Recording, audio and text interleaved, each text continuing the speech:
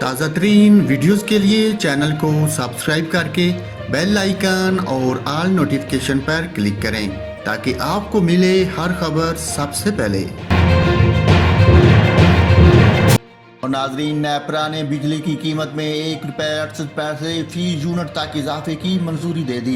नेपरा के मुताबिक माहाना 200 यूनिट तक बिजली इस्तेमाल करने वाले घरेलू सार्फिन के लिए बिजली महंगी नहीं होगी। नेपरा ने यह भी कहा कि 200 से ज्यादा यूनिट के इस्तेमाल पर घरेलू सार्फिन के लिए बिजली ₹1.68 फी यूनिट महंगी होगी, जबकि कमर्शियल और सनतों और बाकी शोबों के लिए बिजली की कीमत में फी यूनिट ₹1.39 इजाफा होगा।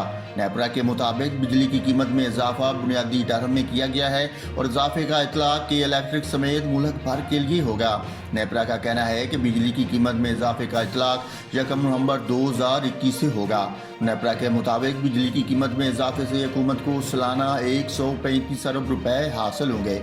एक रोज पहले पेट्रोल की कीमत में ₹8.03 फी लीटर इजाफा किया गया, जिसके बाद पेट्रोल की नई कीमत ₹145.82 फी लीटर हो गई।